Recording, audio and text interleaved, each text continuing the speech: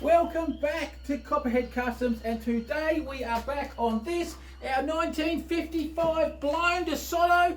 Literally, it's blown because I just blew it up. So stick around to see what I did.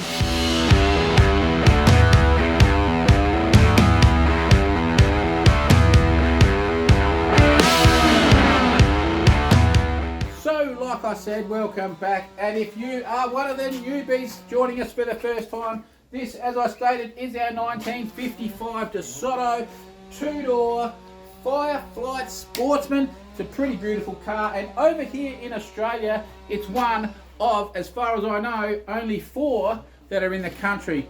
And it didn't come out with a 392 HEMI, it came out with, I think it was a 331, or correct me if I'm wrong, HEMI. But we've had a 392 put in it with the big 671 wheel and blower on it. So we've had this car for approximately probably 3 months now. We've done all the paint and body.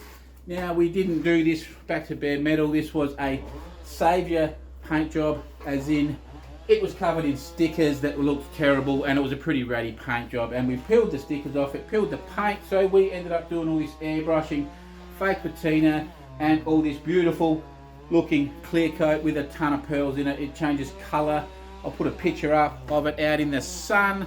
And we also did the lace work roof.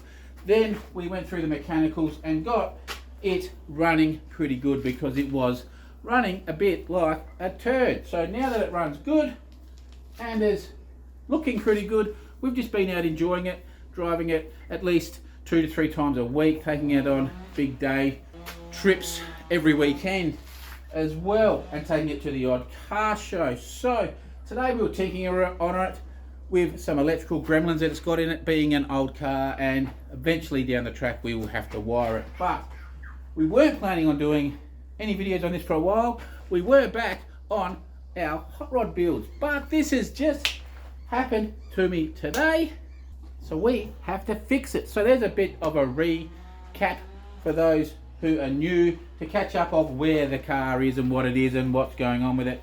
Stick around, hope you enjoy what we're about to do. Fingers crossed for me that it does turn out and we haven't totally stuffed it. Like I just said, this is our 1955 Desoto with a blown 392 HEMI in it, and yes, I just blew it up. Well, sort of. What are you talking about? Well, last drive we had a little bit of bearing-y type noise, I suspected, coming from under the engine bay, and I thought it may have been the back bearings of the blower. So today I have been working on the car, doing some electrical gremlins that are in it, and we fired it up to determine where that noise was. So I was under the engine bay with it running, listening, thought it might have been the alternator at one stage. Then the noise came on really, really loudly from the back of the blower, definitely the blower bearings. Before I could get him to turn it off, boom, she shut down and didn't sound very, very happy. So we then tried to refire it.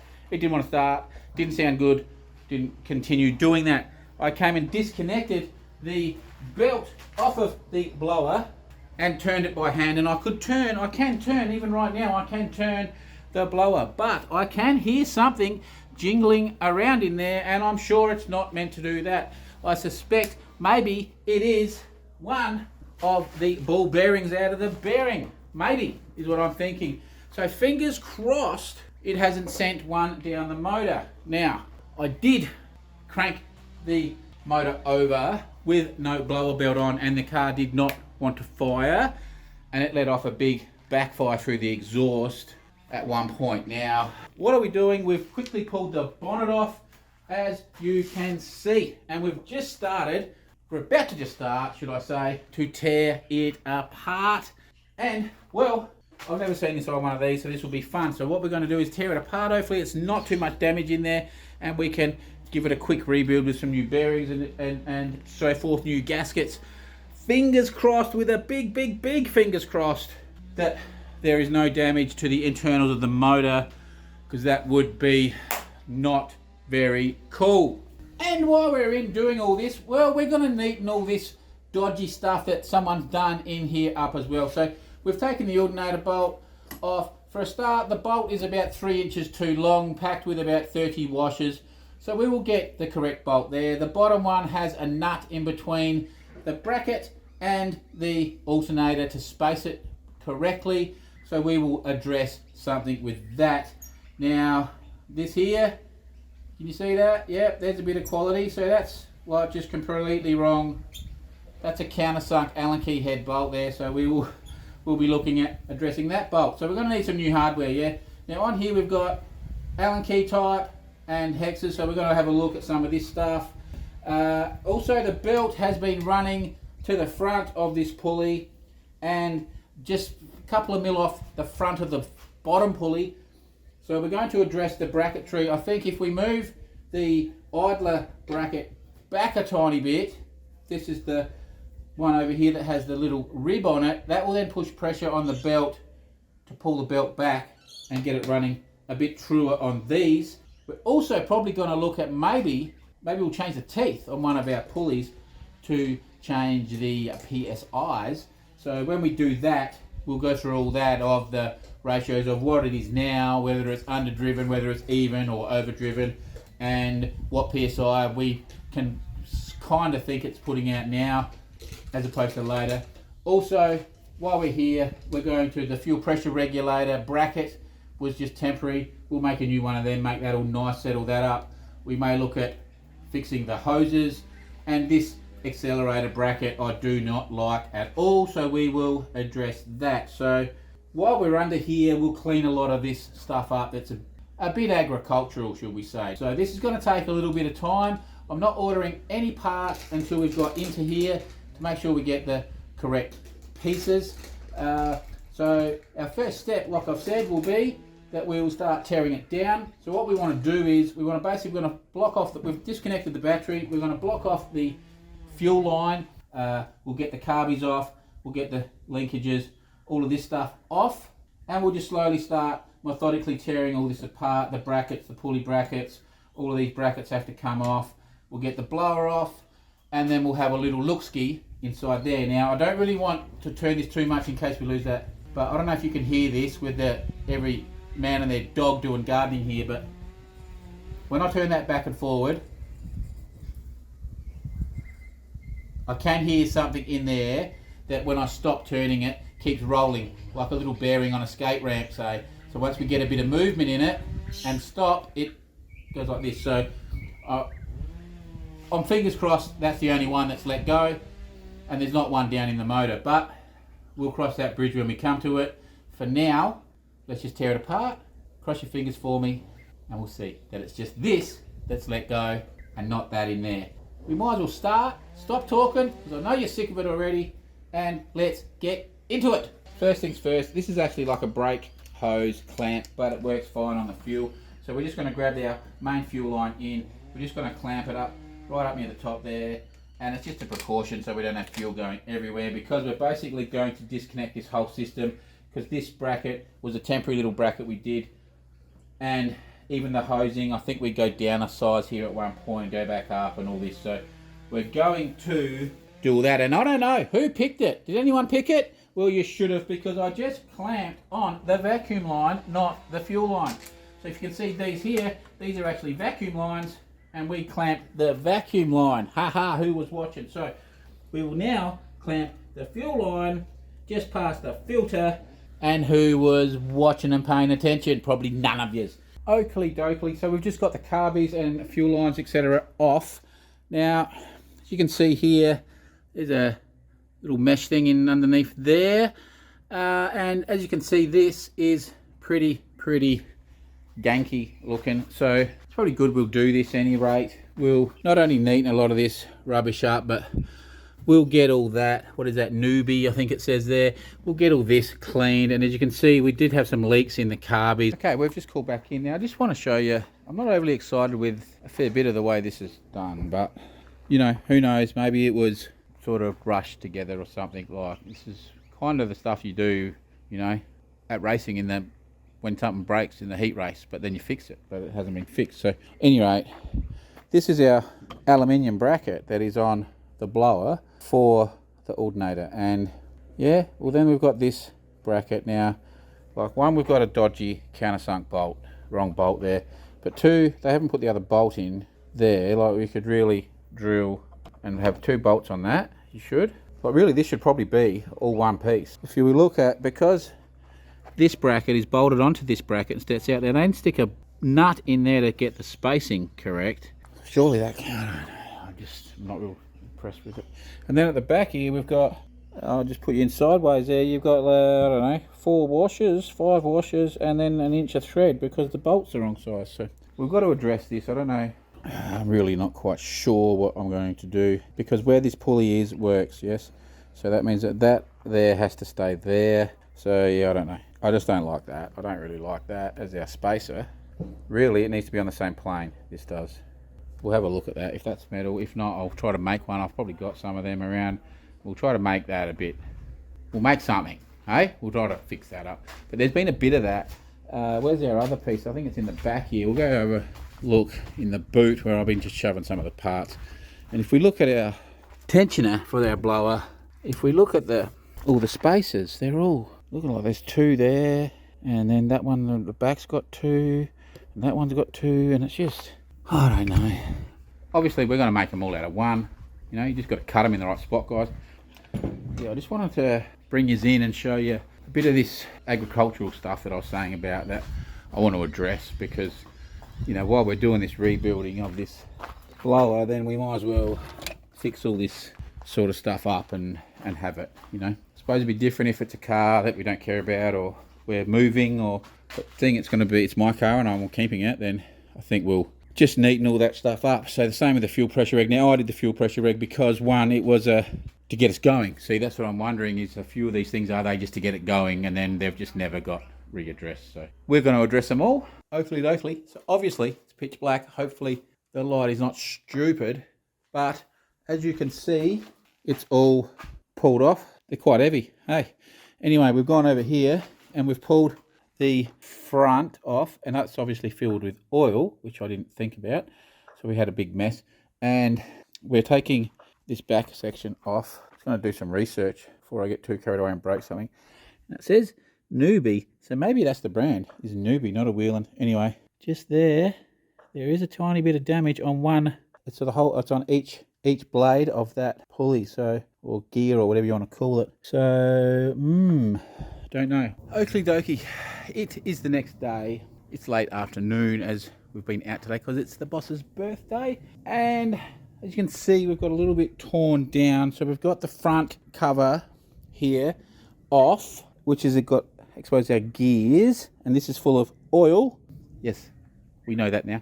So anyway, apparently the oil is meant to be changed probably once a year, once every 2 years max, depending on how much it gets used. So I don't know when that would have last been done, but what I have noticed is some of them have a bleed off. And we've got this here. I don't know if that's supposed to be the level screw for the fluid. I'm not quite sure, or if that's where they're filling it from. I don't know. From what I'm sort of seeing is they use that one like a drain and this one like a level, maybe. I don't know. So we're just going to do some research on this, but I'm wondering whether this should have a pressure relief. They have a pressure relief valve in them that you push after driving it. So I wonder if we should actually be looking at putting one of them in. From what I'm looking at on this as well, as you can see, we didn't get the oil out of there, did we? That was a bit silly. So yeah, that oil didn't look real fancy. Now this is just gear oil. It's like a 75 W100 or something like that. Just a high quality gear oil like you'd have in your diff. Pretty hard to find information on all this stuff. I'm really seriously want to make sure that we're getting the right stuff. Now all I can sort of find so far, we'll do some more research, is a gasket and bearing kit, but it's like 140 bucks or something, but it's from China. Yes, it's from China. So I'm trying to see if I can find some somewhere else that aren't from China. So, but this is what we want to show you. I want you to listen to this. Can you hear that? Now, I can't see it in there, so I don't know what's going on, if that's inside the blades. And then if we turn this around, I'll see if I can find where the little gouge, see there, the gouge. See on that one? And hear it? And then, see there's a damage inside there, but that's been ground on. So that looks like old damage, and there's damage just there, but it's been ground. But yeah, see on this, here's another one. On this, all 3 blades have a gouge. And again, bang, so all 3 blades there have a gouge that, I don't know. See, they're not really sharp edged. So is this an old damage that's been repaired, or is it new? Now this all looks like here, it's all had a bit of grinding or sanding on. So I don't really know if something has gone through it or not. I don't know. You can still see it's still turning. I don't know if something was in there and jammed it, and then it's freed up. Like these bearings, they all look complete, I'm pretty sure. And they're all still turning. Oh, this one here's a bit not as good. Now these weren't greased up very well. Something else. They're meant to be greased more regularly, so they were lacking. But other than that, you can hear it.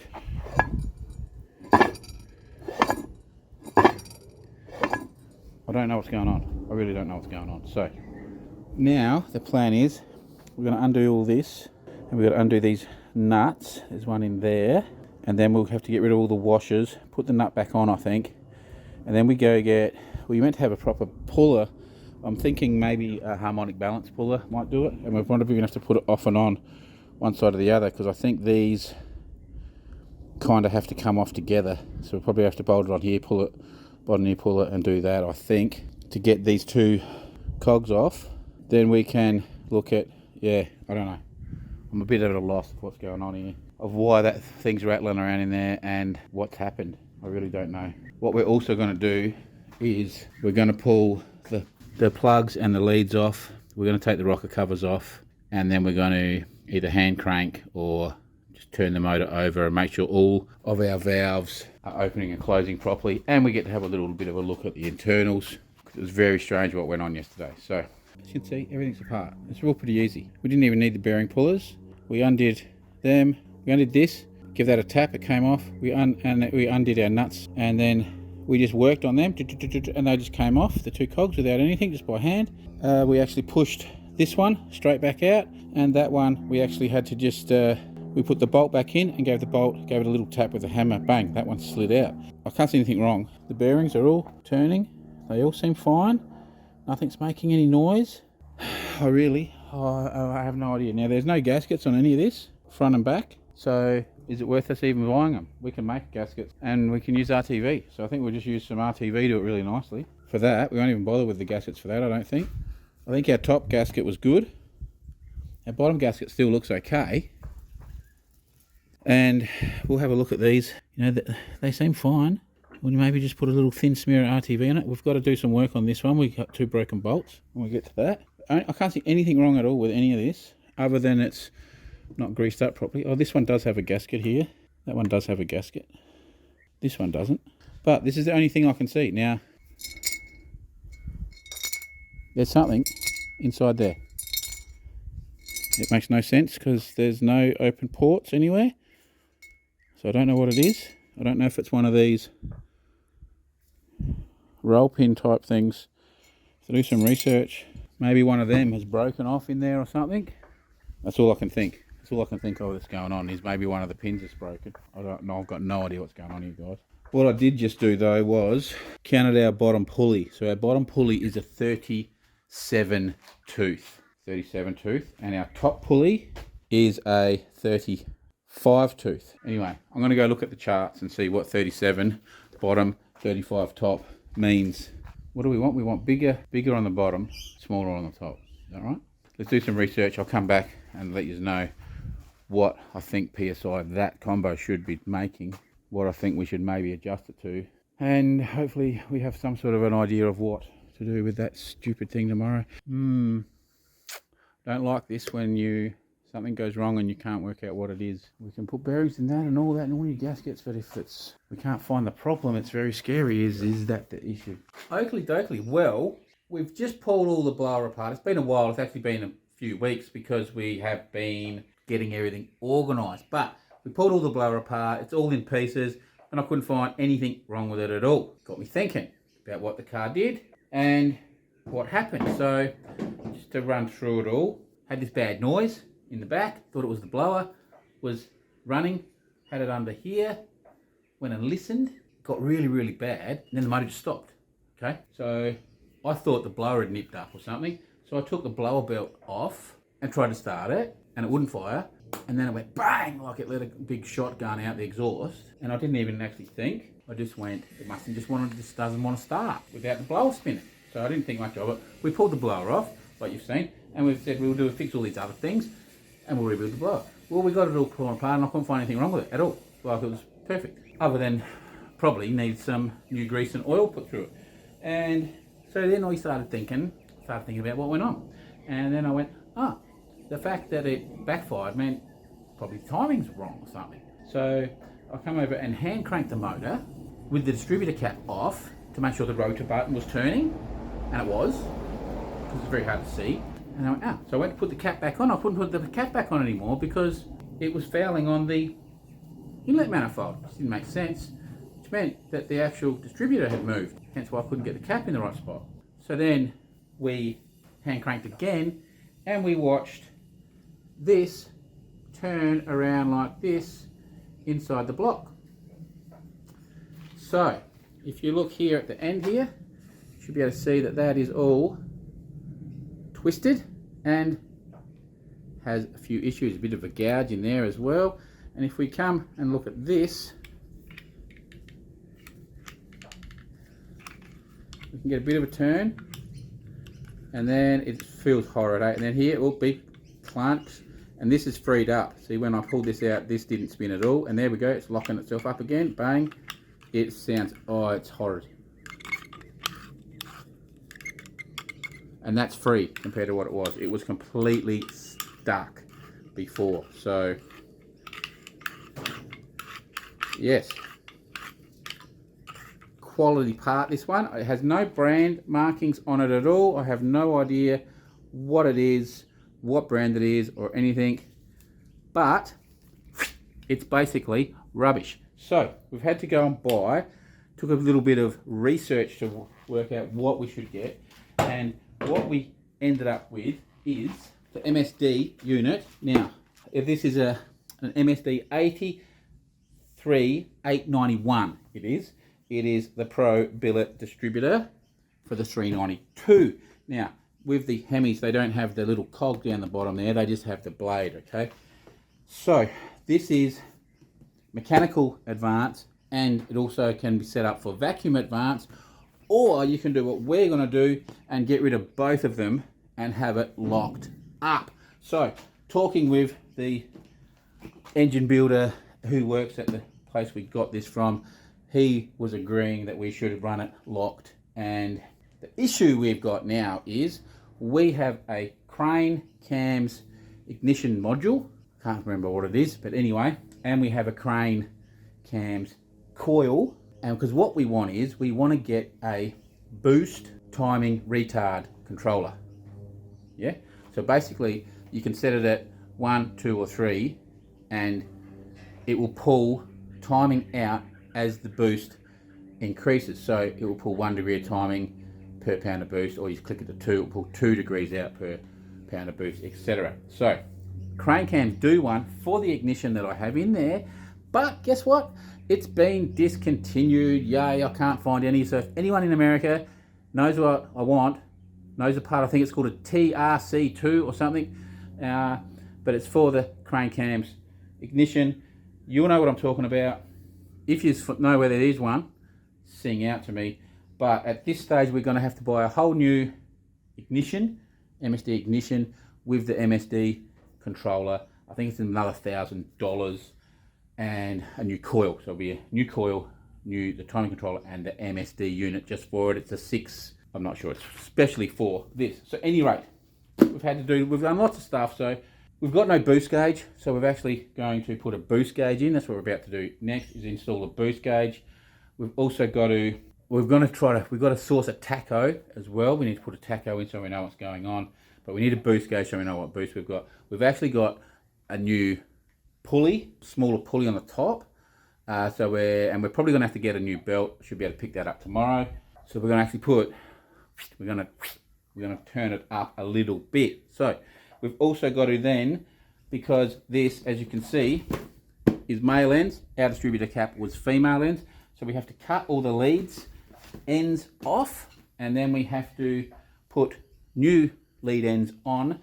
But these are 10.5 mil and MSDs only do 8.5 mil. So we're going to have to ream out the boot ends a little bit to get them to work.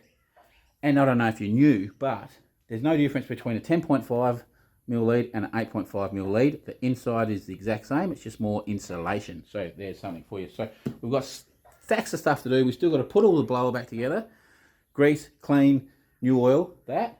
We've got to drill into our inlet manifold for our boost gauge, drill and tap a hole in there to put a boost gauge in.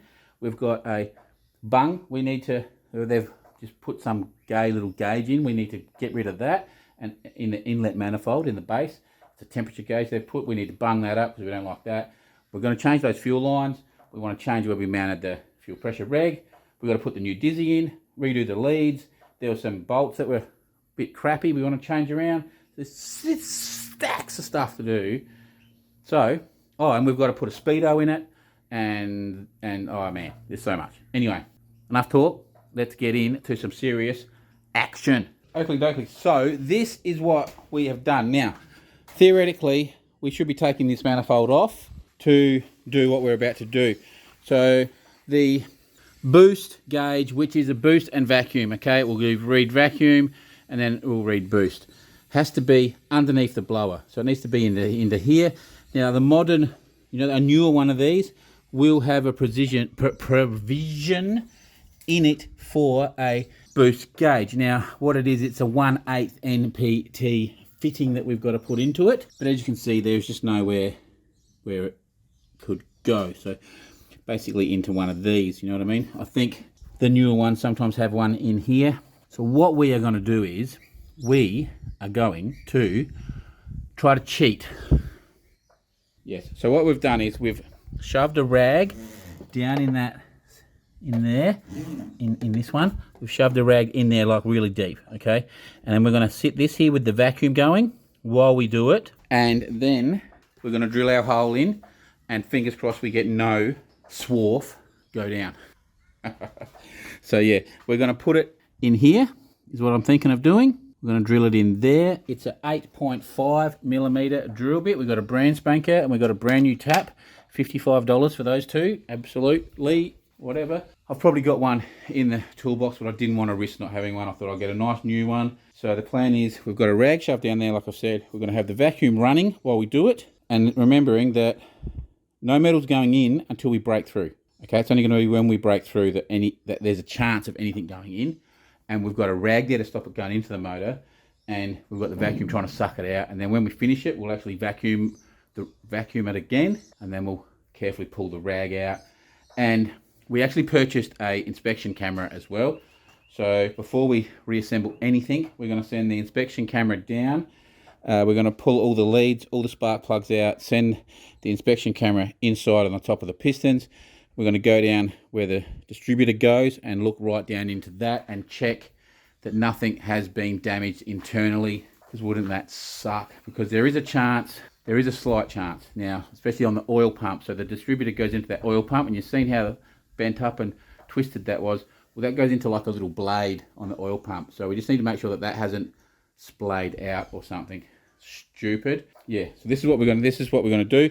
And the reason being is that these motors, the 392 HEMI, as much as it is the hot rod has persisted, the resistance, whatever you want to call it, the prized possession of whoever's got one. Well, everyone wants one, all the hot rodding people. There's not a lot of parts available. Everything has to be special ordered. So we couldn't actually get any inlet gaskets without ordering them. And so I just went, right, stuff this, we will actually try it this way. And I think we can pull that off. So that's what I'm about to do now.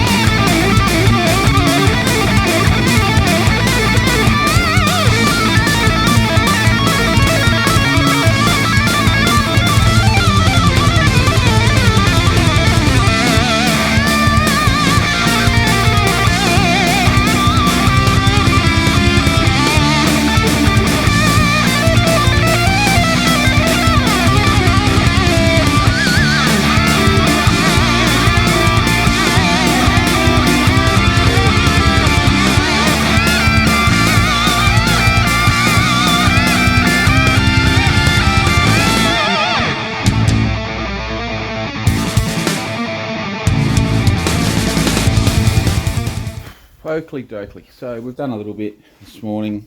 As you can see, we've taken our valve cover off and our spark plugs out, and the other side we've just taken the spark plugs out. We've had the camera going, so if you have a look at our camera screen, I'll try to do this. This will be a bit of a challenge for me, but as you can see there,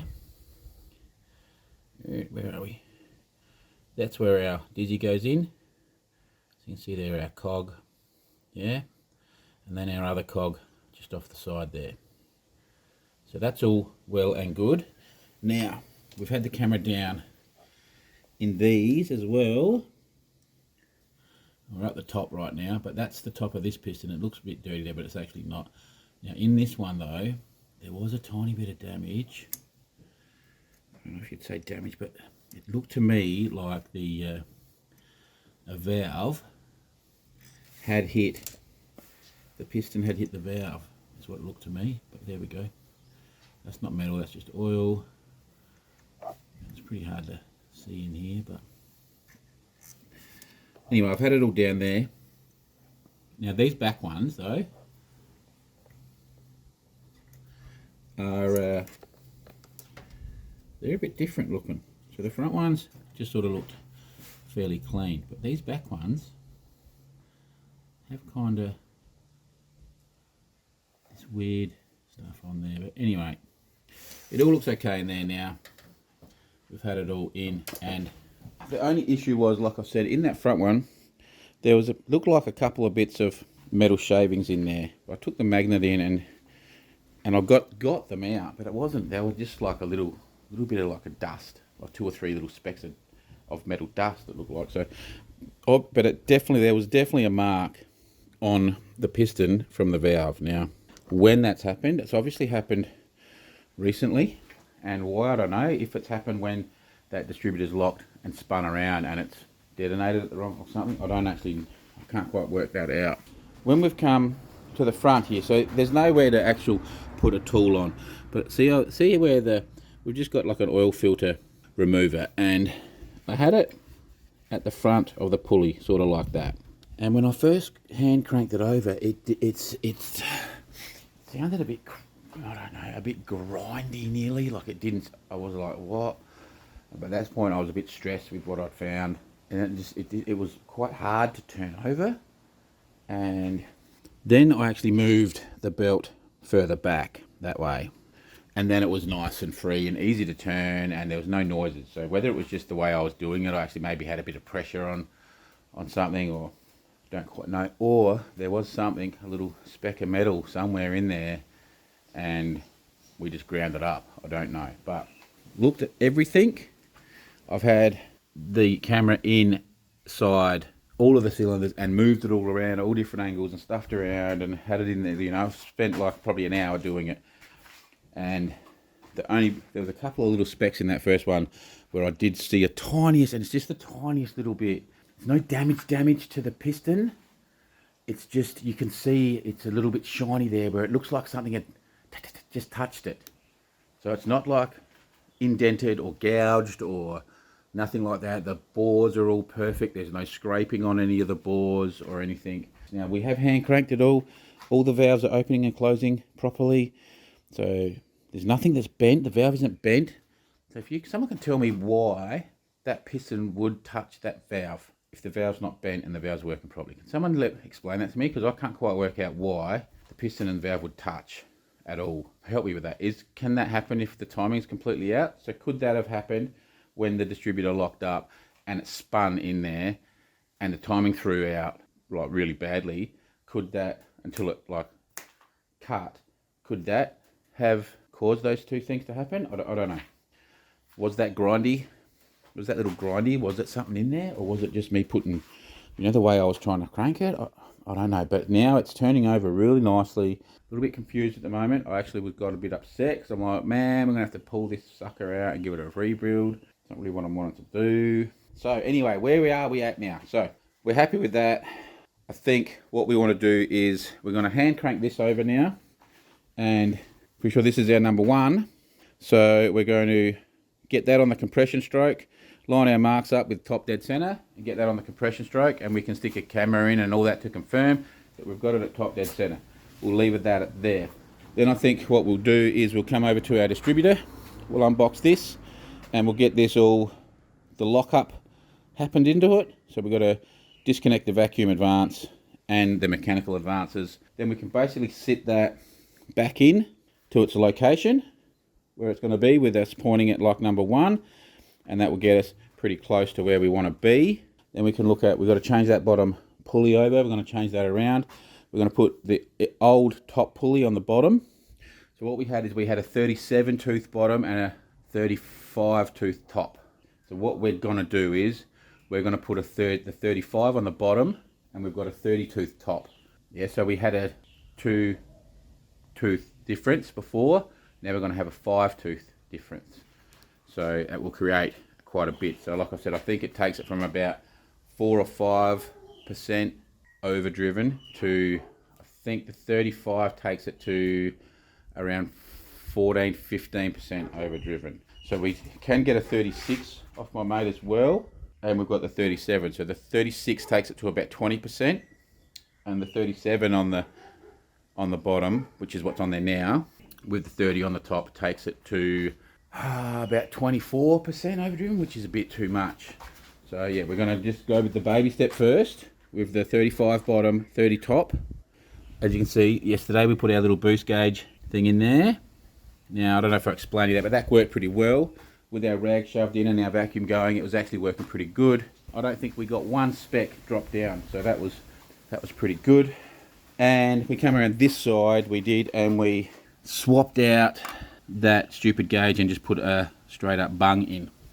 Okay, so we've just set it up at top dead center. Now, I see a lot of people have some issues getting this, and they always seem to have it 180 degrees out. Other channels, they're always setting their timing and they're 180 degrees out. Now, it's not that difficult, guys. So basically, we've just gone past, as you can see, if you can see down in there, our arrow, and there's our 0 mark. Our 0 is our timing 0 degrees, right? So we've just gone past our 0 degree mark. Just because it was very hard for me to even hand doing it to get it in the exact right spot. So there's 2 ways, right? We just did it with the camera as well as a double check. But if you look in here now, well, you can't look in there because you've got to look through this camera, don't you? But I'll turn that on. If we look in here, as you can see, that blurriness there, that's the piston, okay? So it is up the top, right? But how do we know that we've got that correctly and we're not 180 degrees out? So what you do is you take your spark plug out, put your finger over the hole. You can go around 1 revolution, and as that 0 is coming around, if you're on the compression stroke, it will want to blow your finger off. Like, not blow it off, like push it out of the hole, because it's building compression, okay? If it doesn't build compression, then it's not on the compression stroke, okay? So if you set it at 0 and it didn't want to push your finger off, then you're 180 degrees out. So you just make sure that you get that on the compression stroke. So when that is starting to push your finger off, then you set your timing mark down there at the 0. Now you're at top dead center on the compression stroke, which is what you want. So now when you put your distributor in, it has to be right, doesn't it? So now when we put our distributor in, we just try to point our rotor button, is what I do, is I try to point the rotor button towards number 1. You know, so I think they would have had it like there, like that. If you can see that little black mark.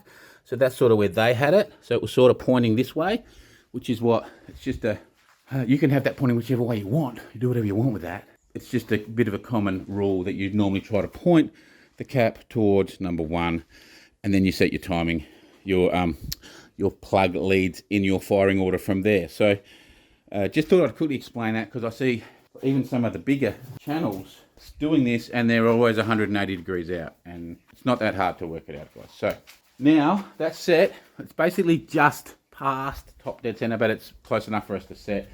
It's probably at about 2 or 3 degrees past, but we'll be fine setting it at that. So now let's take this. I think we'll just go inside and do this. Let's take this inside and we will go through how to lock up your distributor. Oakley dokley. So we've got our instructions here, but it's pretty simple, yeah. So we've just taken the cover off the digicap. Now that can only go on one way. There's a couple of little tabs that only line up with one spot on the distributor, I'm pretty sure. And regardless of that, the next step is that we need to take off the top rotor button, okay?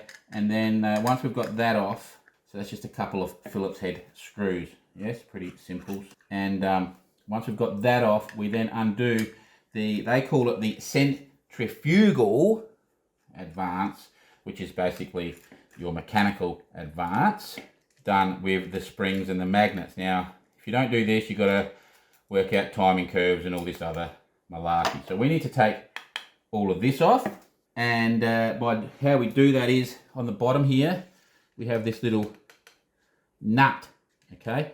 So we need to undo that nut, pull all of this off. Then what we have to do is this little roll pin here. We're gonna have to go down the shed, but we've got to knock that out, pull the shaft out an inch or two, rotate it 180 degrees, push it back in, put the pin back in, and then at that point, that nut and bolt will go into that hole on the other side there, which is 180 degrees different, and this part will all be gone, and then we are no longer advancing there. The other thing we're going to have to do is we're going to have to remove this, the vacuum advance, which is another section that we'll go to in a minute, and we'll get rid of that, and we'll put in here, there should be a little plate thing there, little plastic thing that covers up all of this. So let's get to it.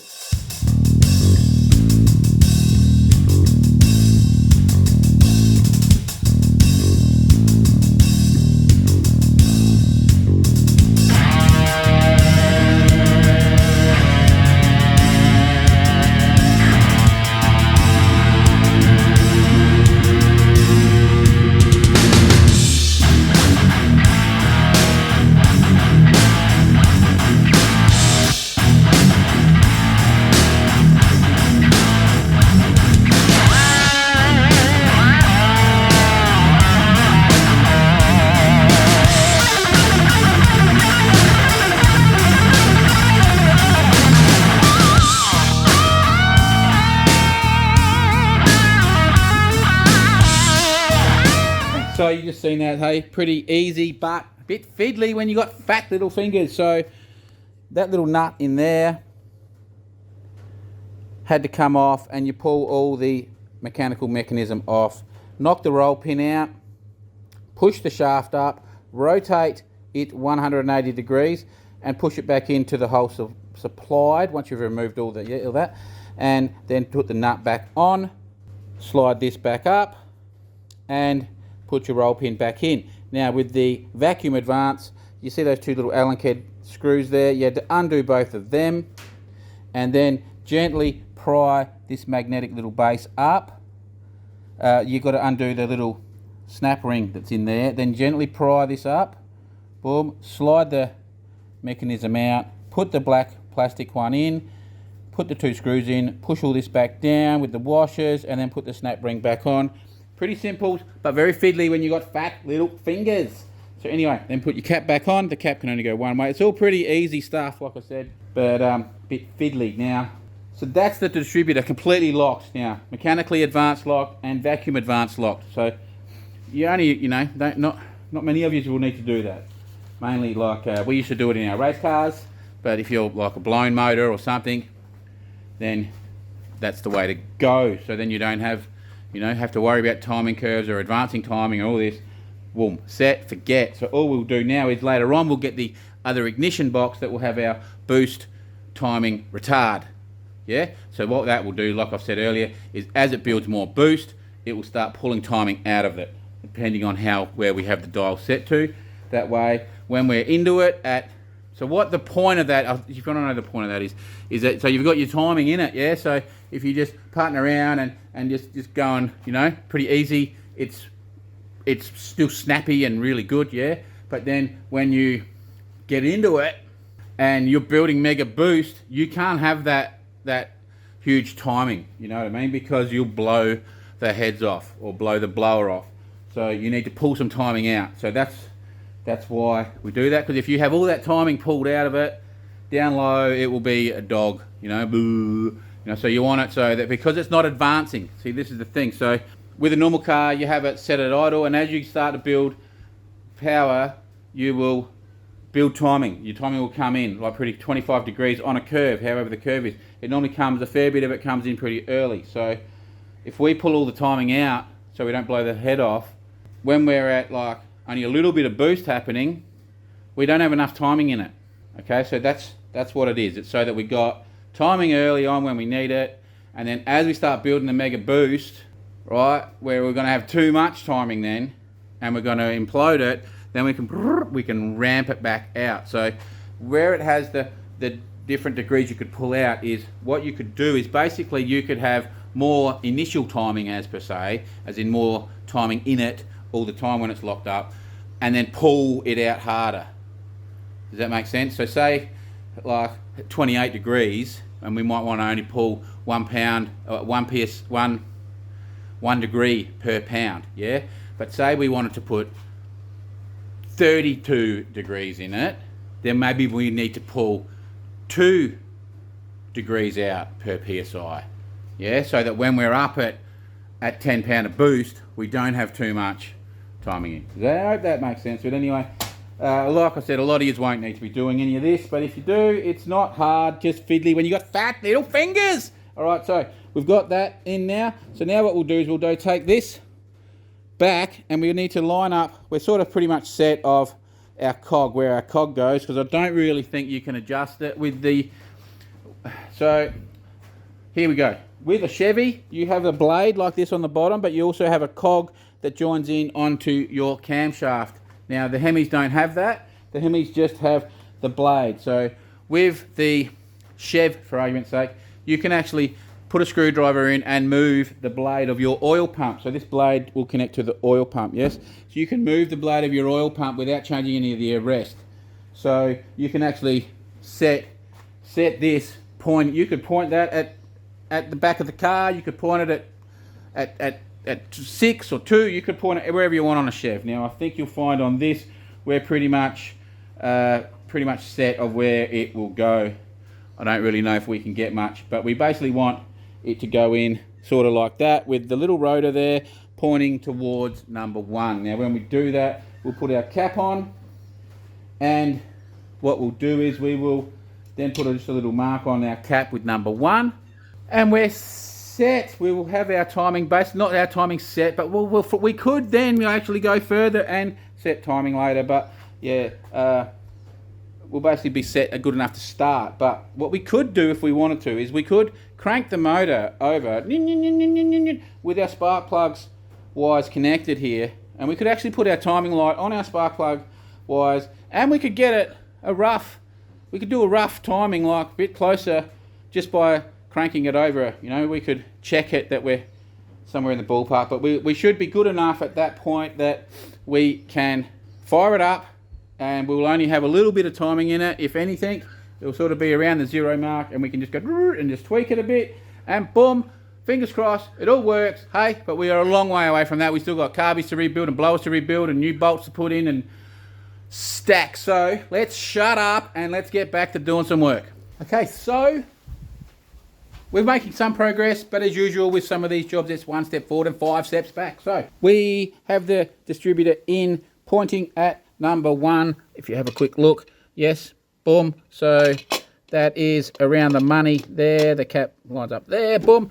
So yes, we've still got to do our leads and all that good stuff. Now we haven't put our spark plugs in or bolted the rocker cover up. It's just sitting there.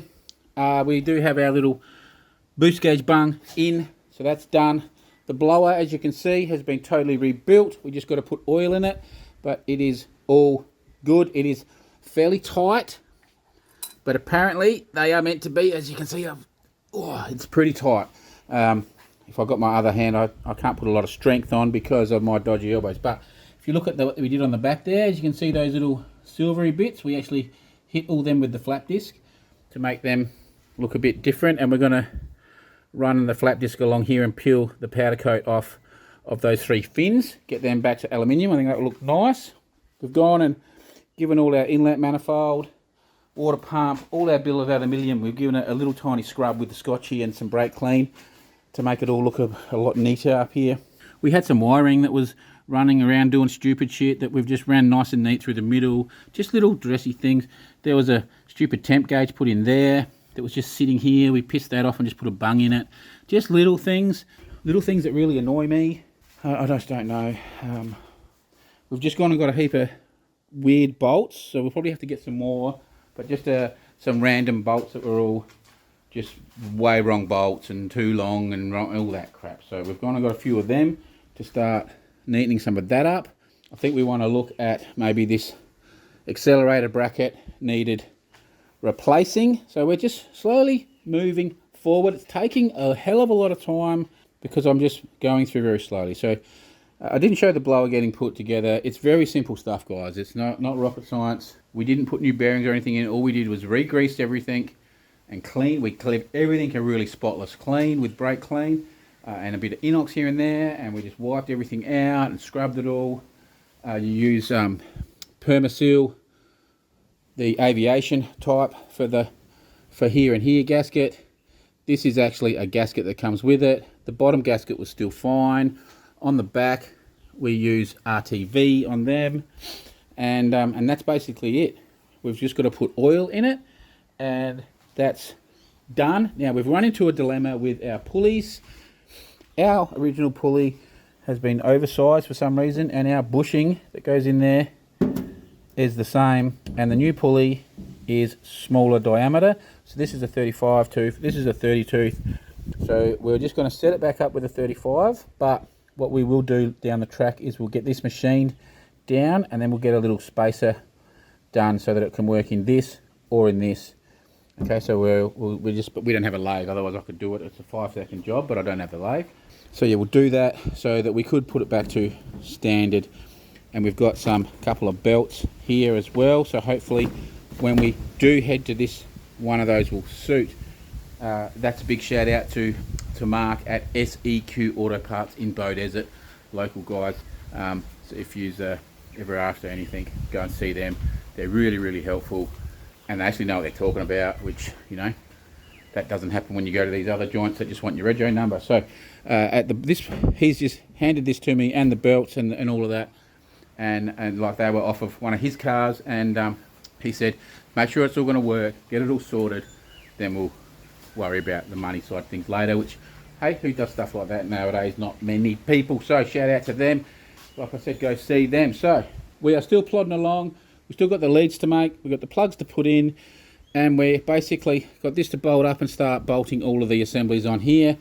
And like I said, it's all taking time because we're doing it properly. So this bracket over here, I'm not a real fan of this, so we might go down the shed and see if we can't, I don't know, see if we can come up with something better, or I don't know. I just don't know about that. Really don't know about that. Whether we just shape that to look a little bit nicer, or whether we just make something new from scratch, we'll see. So at any rate, the other thing I wanted to show you was this down here is this little thing here, this little hot heads thing with the springs. Now I've got it a bit tight at the moment, we've got to back it off, but this is like a pressure relief valve. So if we get a backfire or something, you know, instead of it blowing the blower off, it's meant to just push this plate out and release the pressure. So I've done this up too tight where the springs are a lot of tension, so we've got to back that off a bit. Apparently it just should be like firmish, sealed but just firm, so that there's still some movement in those springs. And like I said, it builds up pressure, it will just push, and it will be able to push the plate out, and you won't blow it up. So I think that was pretty cool little piece. We gave that a little polish, everything. We've just, I'm not going crazy with polish, but everything's been getting with the Scotch Brite and some brake clean, and then a wipe off, and it's looking so much nicer already, isn't it? So anyway, let's keep motoring. Okay, so we've got the blower all bolted down. We've also done the rocker cover. Now, there was lock washers and no locks, so I just got rid of the lock washers that weren't needed, did some of the other side. So yeah, the rocker cover's down. We've got all new spark plugs in it now. There's nothing wrong with the other ones. They're probably a little bit rich looking, but they've always been coming out a bit rich. We've still got a few issues in the fueling department, which we are still beetling through. So new plugs, rocker covers are on, blower's bolted down. We've also done the newbie top twin carby plate. That's all been cleaned up beautifully, and that's the one with the mesh on the inside. So that's got a gasket, mesh, gasket, and then the plate. So that's all been cleaned and now bolted down. So that's all done, and we backed off the springs on our hot heads blow off plate. So that's done. So there's a few jobs done. We're getting there, guys. We're getting there. I think we might look at some of this bracketry now. Still a bit to do. Let's keep on motoring, baby. This is the sort of crap that I am on about with the dodgy shit, right? So, yes, this has to be spaced off from the blower, yeah, to get it to line up. Now, like I've said, our belts are running at the front of our cogs, so I wanted to take this back a little bit to put the belt, some tension on from this edge to push the belt back, yeah? Simples. So basically these outside ones here, if we take a bit off them to sort of kick it a bit, it should get it to pull back, is what I'm hoping. But what I'm getting at is, look at the spaces. Look at that bit of snot. Can you see how atrocious that is? So there's that bit of snot and this. Okay, on this bolt. On this one, we've got this one. And check this one out. Well, come on. For God's sake. That's the sort, and look, they're all different sizes and thicknesses. This one's got one, it's all flogged a bit. This one's got two. That's the sort of shit. It's not hard to do it properly, is it? Is it hard to do it properly? I don't think it's hard to do it properly. So anyway, that's the sort of stuff that may throw us out a bit on getting it done this weekend. I wanted it done this week. We'll just see. I'm not putting shit like this back on. So I'll go see what I've got in the shed. I don't know if I've got anything that I actually like, that I'll like.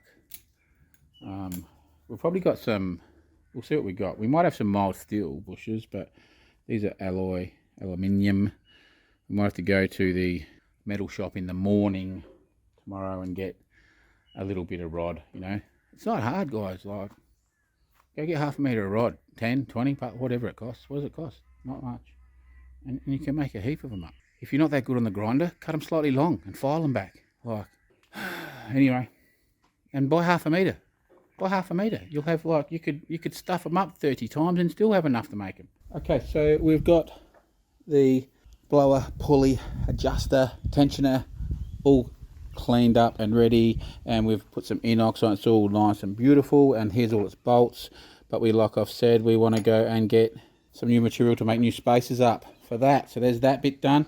We've also cleaned up this is for our distributor. Now this is a homemade one, but they're actually really hard to find. So anyone, my American friends, who has a 392 HEMI distributor prong lying around, or can get one, sing out, because over here they're pretty hard to find. Now this is where we got some tartary happening. So we are got our alternator bracket, yay, and if you can see that black bracket there that's bolted onto it, so there's only one bolt on that, so we went and just got that bolt replaced because they had some stupid bolt. But we're going to mark all that, and then I'm going to take it down to the shed, and we're going to drill a new hole in there, and we'll go get another bolt the same, and we'll hold another bolt in there. So there's two bolts holding this adjuster bracket. So that's all good. We got a new bolt for the top, because if you remember, this one here was out to about here with 27 washers. So yep, that just has to be done up. That one's good. And what we're going to do is these three bolts here, they only just get in. Okay, with washers on, they won't take. So we're going to get three of them changed to slightly longer. We'll get either whether they have them or I have to buy some and cut them down. But we'll change them to slightly longer ones, and we'll put spring washers on them so we can get those three done. And yeah, we've got a new bolt here already and a new bolt here. But yeah, we want to take all this off and drill this to get that done. And then when we've got our spacers, our new material for spacers, we can bolt our adjuster onto here. So we've got that bolt there just temporarily. That will actually get moved over when we are ready for that. And we'll get a couple of extras because, you know, like that's a black one. So we want to change that to a stainless one as well. So that should have most of the tartary out of here and here then, fingers crossed. And we can probably look at what we'll also do is, these are the bolts for this, for our blower pulley. We might see and get some new ones of them, get some nice stainless looking ones of them too, I think. So where's our bag? We've got a little bag that we're setting up somewhere. So we'll get some of them to write down what we need in the morning. And I don't know, we've done something else since you've been going. Oh, we've bolted our hoses all back on, all that over there. So we're plodding along, and all of those bits got cleaned. So I think the only things left in the boot are carbies. We do the carbies and the leads need to be done. And then we've got our couple of extra brackets and our bit of plumbing on our hose. Oh, we're getting close. We're making progress. Anyway, that's me done tonight. As you can see, it's nearly getting dark. Okay, so this here is our alternator bracket. And this bolts onto the blower. Now we've ordered some slightly longer bolts for that because I don't reckon they go in quite enough. And what we're going to do is, as you can see here, this doesn't have a second bolt in it. So we're going to drill this out for a second bolt. But as you can see, the top's bolted here, and then this new bracket is now raised up, if that makes sense. If we look that way, you can see what I'm talking about. And they've had a nut put in here between this bracket and the alternator to take up this thickness. So what I'm going to attempt is, and hopefully we don't break it, as you can see basically where our paint, this is where we sort of have the adjustment. What I'm going to do is I'm going to probably use a bit of heat. I'm going to heat this up a little bit, and what I'm thinking of is if we could bend this down and then straight back out again, put a little, you know, like a little dog leg in it, and then we can actually take up this thickness. That's what we're going to attempt. Fingers crossed, 1, we don't break it, 2, we don't stuff it. So let's try that first, eh?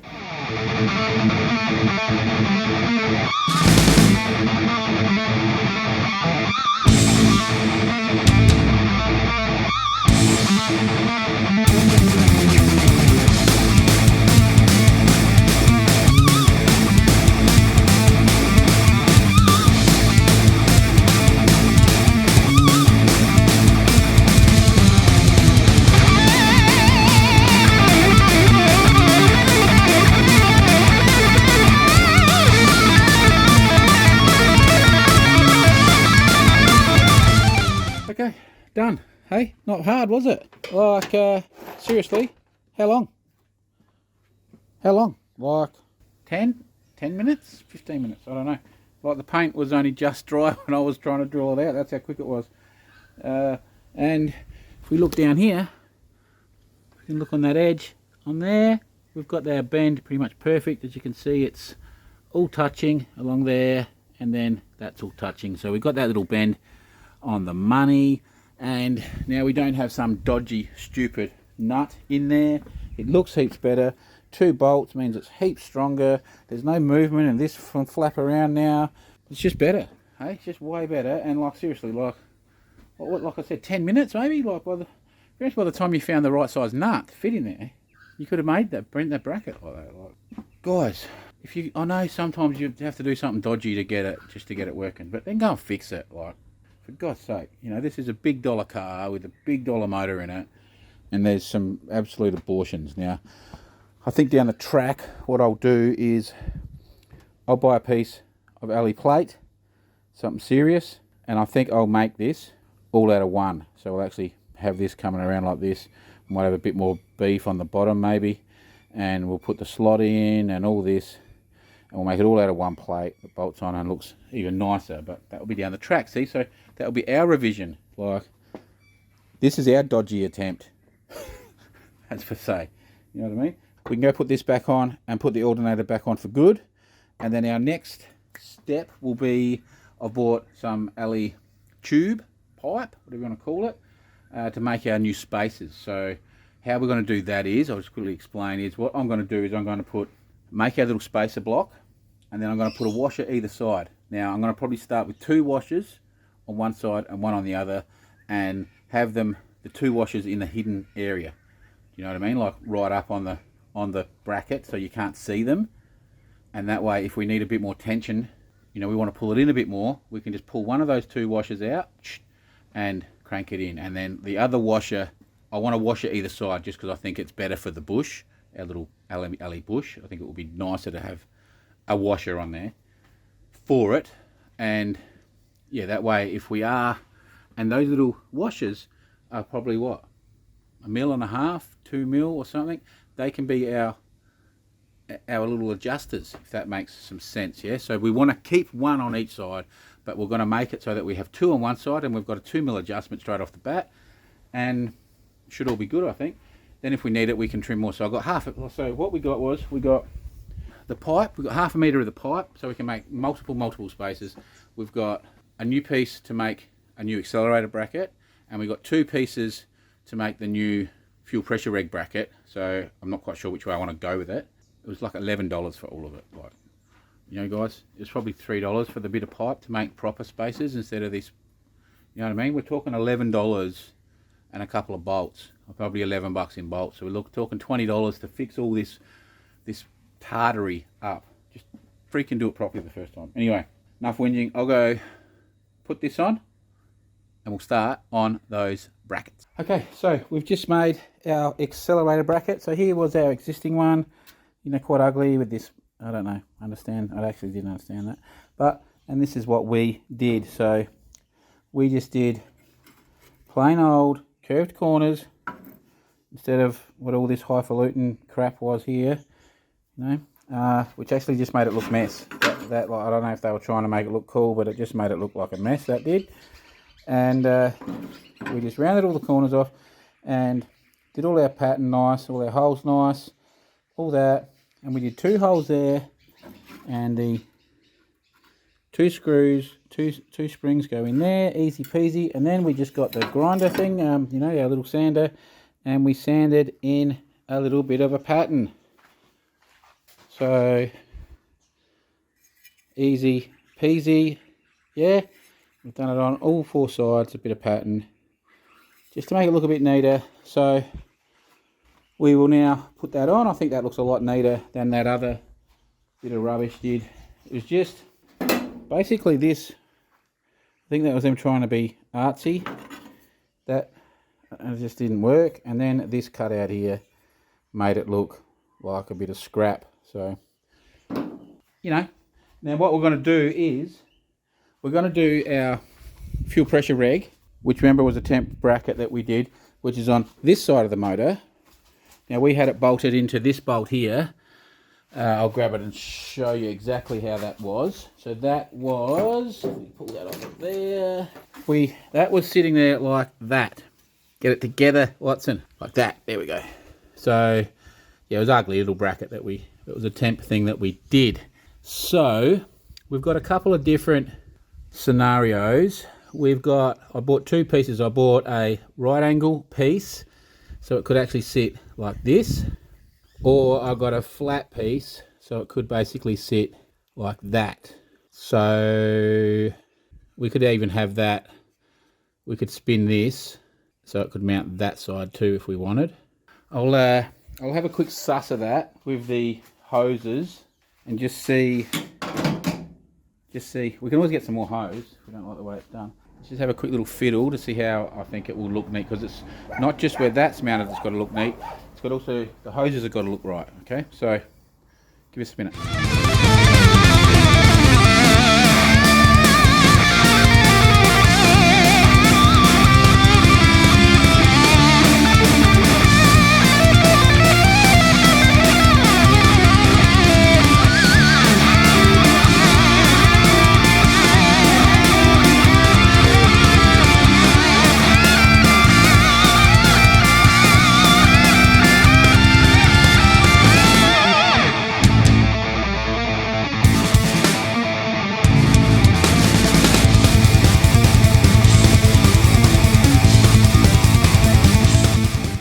Oakley dokley, we are getting very close. We'll get it going hopefully pretty soon, in a few hours.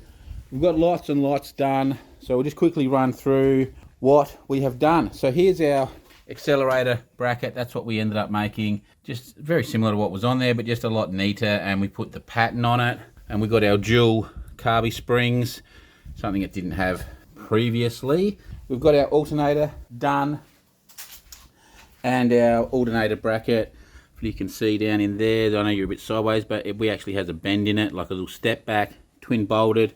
all stainless bolts, stainless bolt, correct size with the nylocks. We've had these 3 bolts, longer ones. We've been and bought longer ones. They've all got spring washers on them. All of these bolts are now stainless. There's no mismatch bolts on there. We've got our original pulley on at the moment. The other pulley is at the machinist getting opened up. And so they're all stainless bolts put on there as well with lock washers.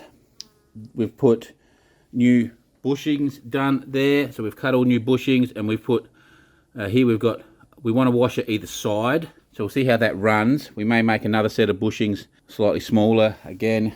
And some of them have 2 washers at the front here.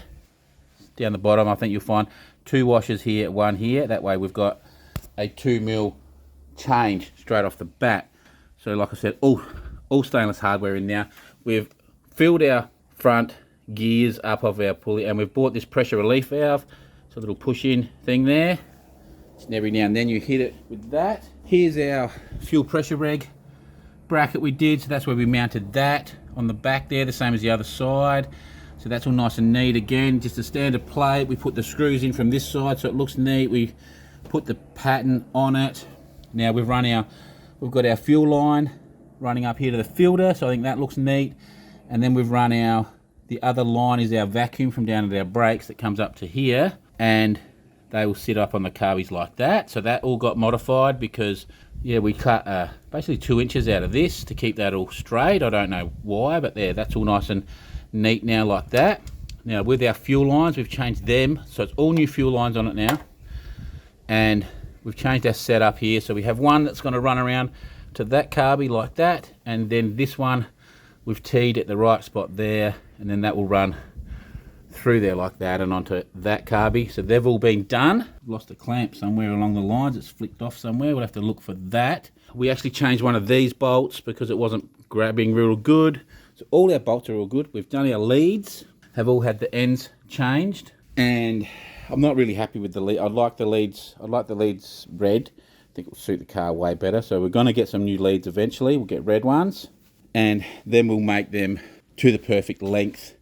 What I like to do when I do my leads is, so we've wired in our MSD, wires are connected. We've got to put our MSD little lid thing on there, and we've wired up our alternator as well, and we've just started to run our vacuum gauge. So the vacuum lines ran through the firewall, so that's what we're doing now.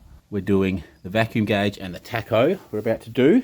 And on the carbies, we've pulled the vacuum secondaries little canister thing off, and we've checked them, and they do, I don't know what you call that thing, but it's fine. It actually, so what you do is you pull it off and you push the little rod up, put your finger over the little vacuum port, and it should hold, not release, and they're holding. So the actual diaphragm, that's the word, the diaphragm's fine. So we did that, and so what we've decided to do is I've gone and bought 2 spring kits. So in that diaphragm there's different springs, so we're going to try that. I've put the softest spring in them, so that will bring the secondaries on earlier apparently. So we'll see what happens then with the secondaries, if that gets them working, or and we basically, they say you want the softest spring possible without a flat spot. So if we start getting flat spots, we have to take the springs out and stiffen them up. But at this stage we're just trying to get the secondaries working. So yes, this stage we've got the stock pulley on, and next week or week after or whatever, when we get all that back, we'll look at putting that pulley on the bottom and the small one on the top and swapping belts around.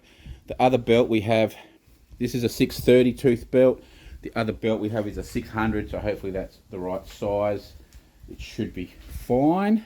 I don't know, we're very, very close, guys. So we've got to bolt our carbies up, connect our fuel lines to them. We've got to connect our linkages, our throttle cable and springs.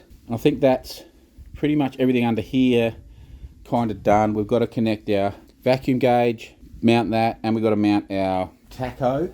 We just bought a tacho, 120 bucks, just a SAS, the brand is.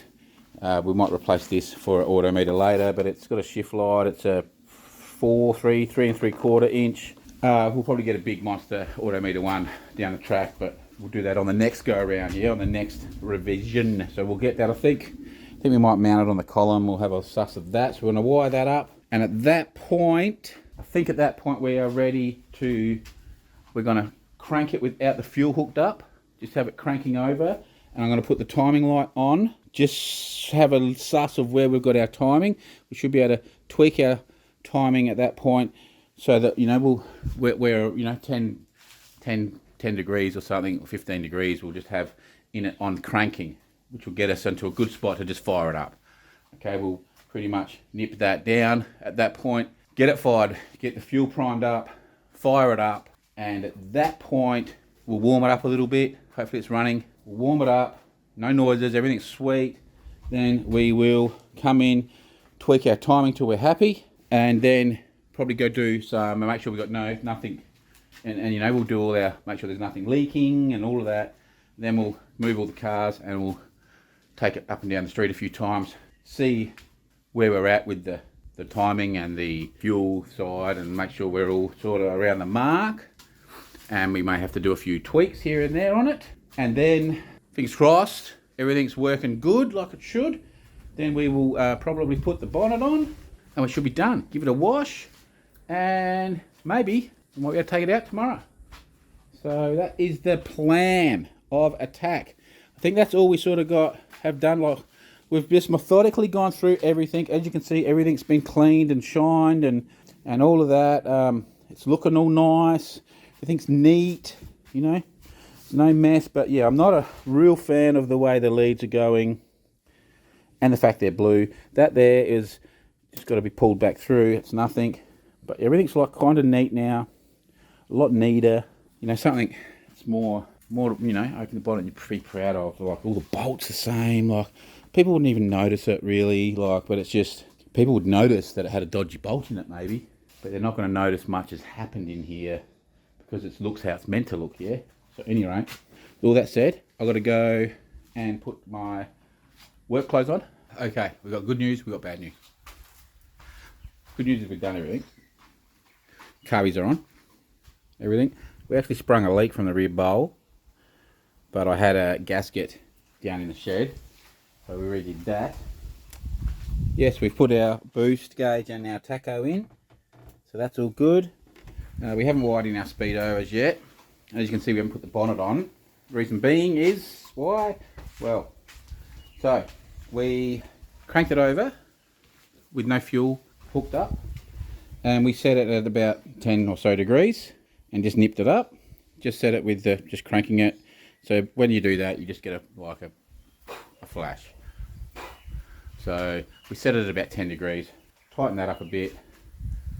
Once we fixed the fuel issue and we had fuel, we did a check for leaks, no leaks, and we cranked it, and bang, she barked right off straight away. And then we came and we warmed it up a little bit and we tweaked the timing. We have probably around the 28 we've put in it. Okay, we got it up probably 28 to 30, and we've probably just backed it off of B's.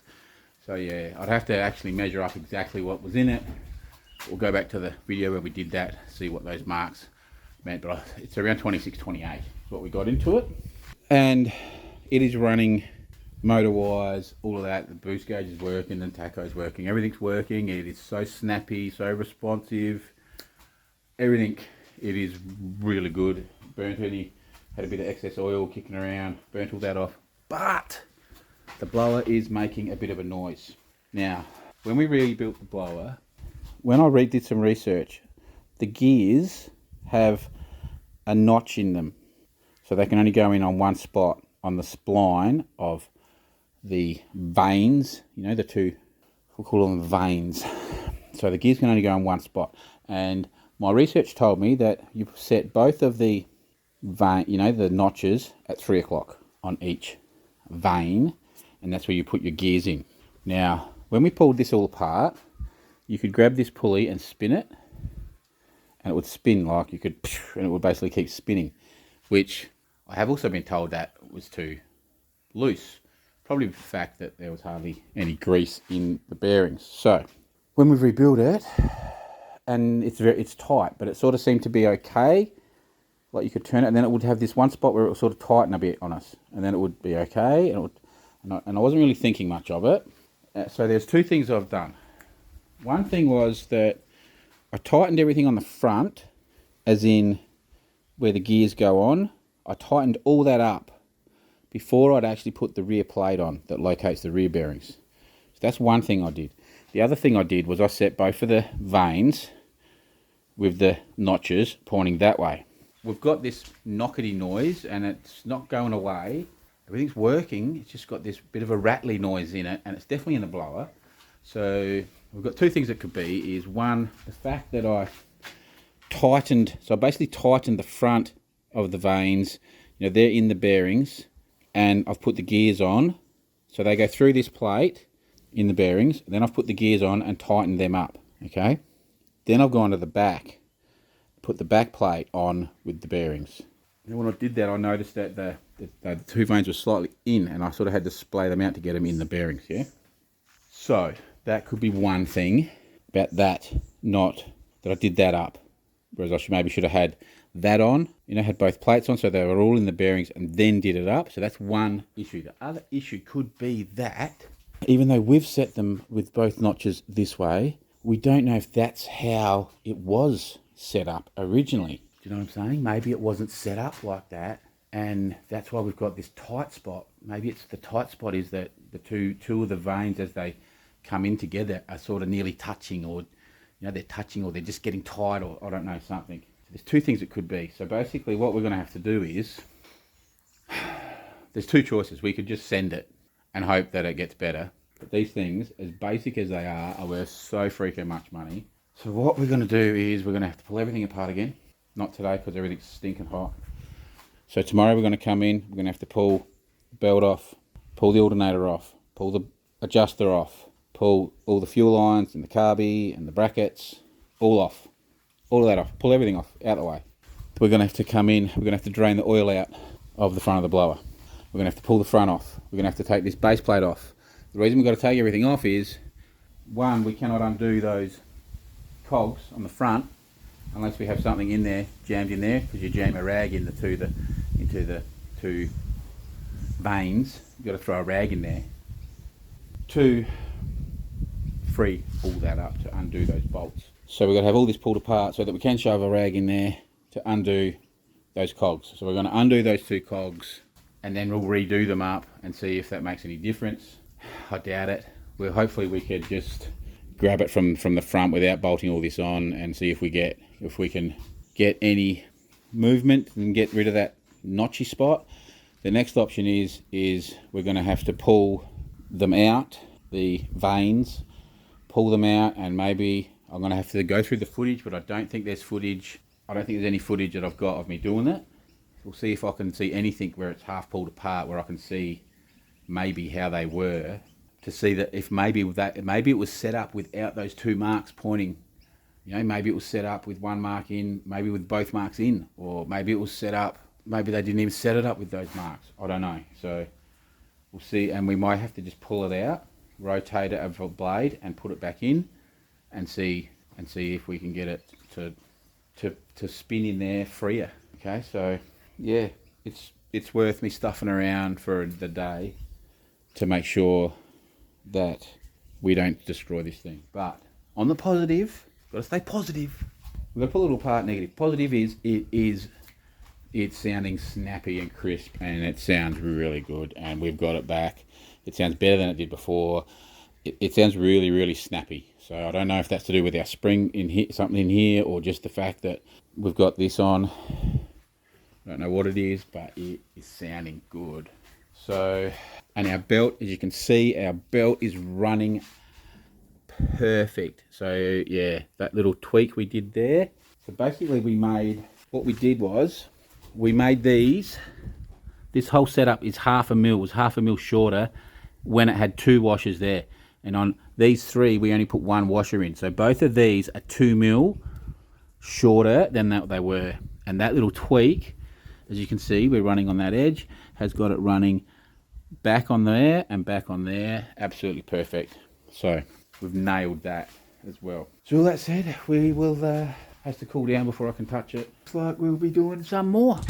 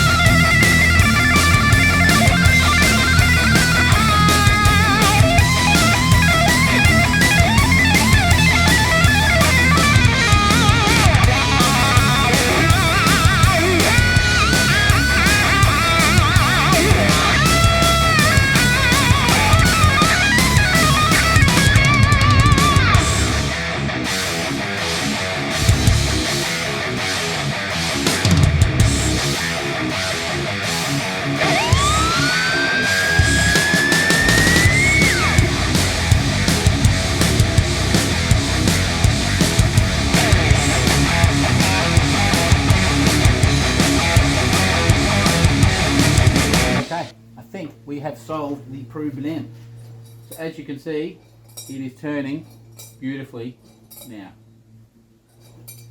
Okay, there's no knockety, hard spots, firm spots. We've got it perfect. Now, what it is one, I don't know if you remember, but we did have a spacer that I said I wasn't sure that it went.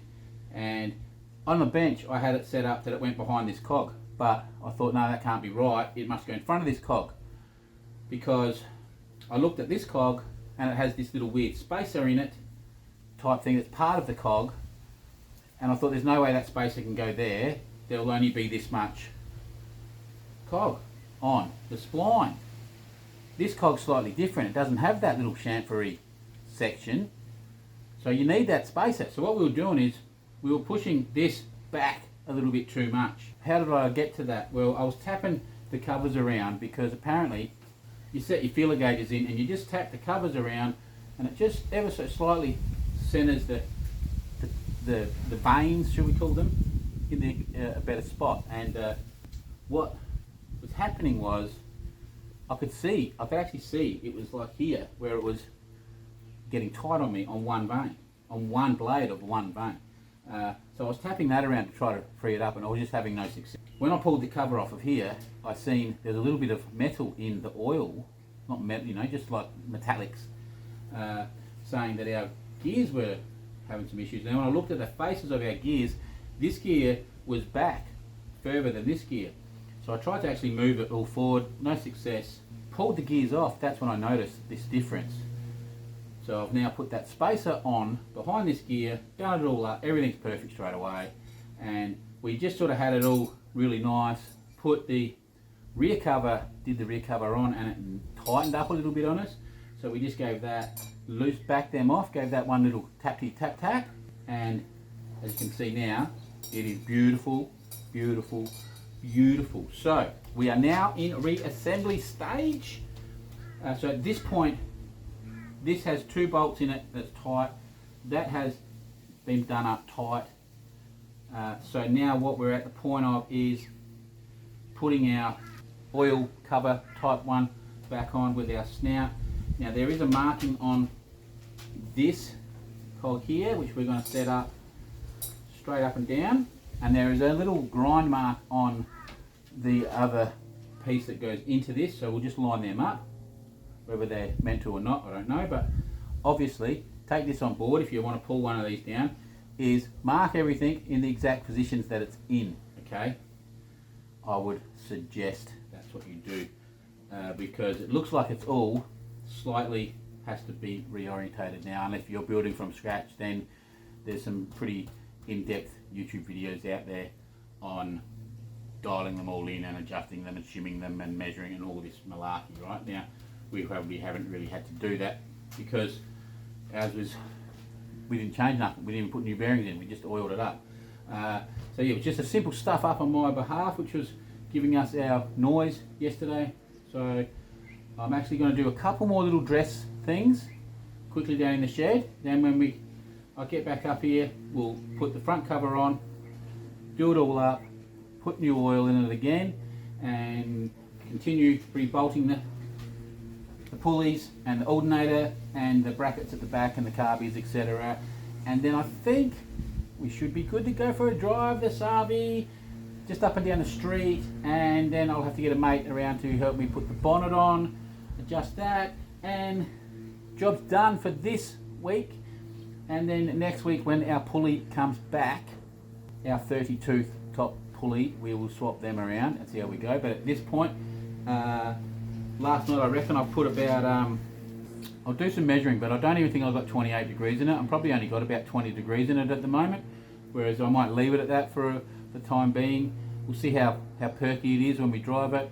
If it's okay, we might leave it there for now until we get our boost retard controller in.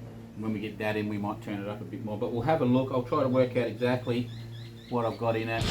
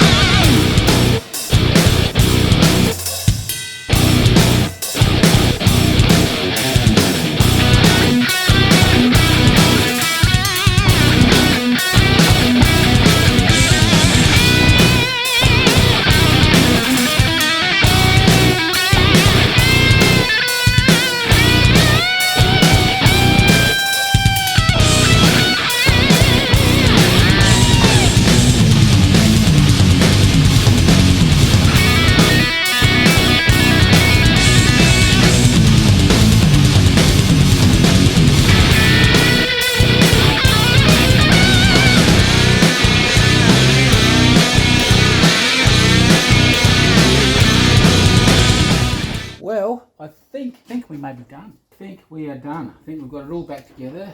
We've got pretty good tension on the belt, flexion. We put oil in it. We actually, hopefully you can see, but we got our brackets and we did and on the pulley, and we did our little turny trick with the air disc to match our back ones. So something a little bit dressy, I suppose, for the front. And I think we've got everything. We actually got another bolt for this because one of them wasn't picking up enough thread, so we cut another one of them down. We've got our linkages, our springs. Oh, and we were missing a clamp over the other side on our vacuum lines, so we redid that. And I think with our turny thing, I think we might eventually take, next time the car's down the shed, we might do that on the radiator. And there's a couple of brackets I wouldn't mind changing. And I'm just looking at some of his brackets he did. I don't know. That bracket he did with his weird little scallops, that was his attempt at coolness, because there's some more of them. But yeah, there's a bracket here, the front here on the trans cooler that I think we'll change later to a nice piece of aluminium. But other than that, I think we're good. So cross fingers for us. Let's kick it in the guts. And hopefully it sounds beautiful.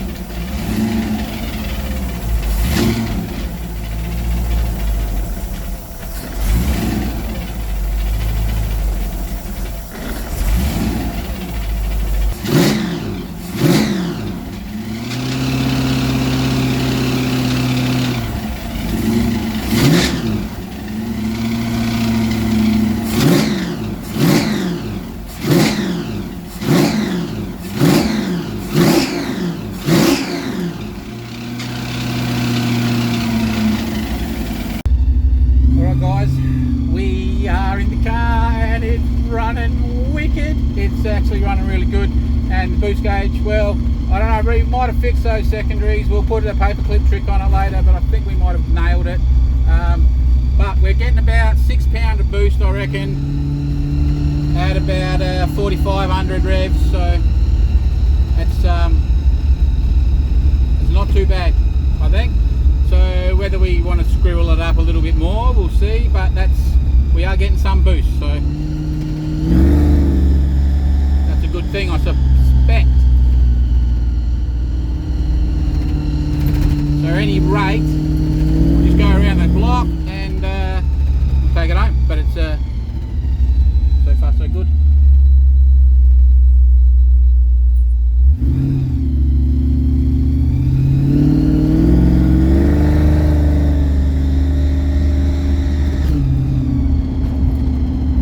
This is going to be a bit of fun because it's a bit of a handful to drive as it is, let alone changing gears and holding you guys and steering, which can get a little bit squirrely sometimes. So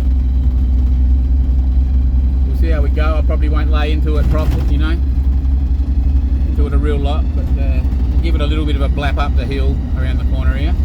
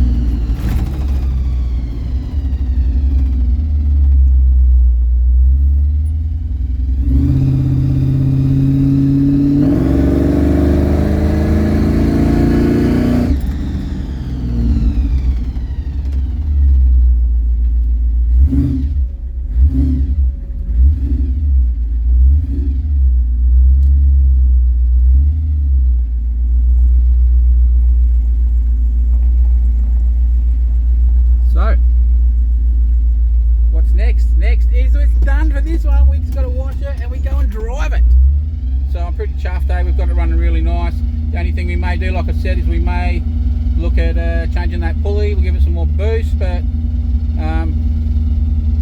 that's all we'll do at this stage until we get its next revision down the track. So I know this was long, but there was a lot of work. There was many days of work went into this. And with all that said, I'll say thank you guys for watching.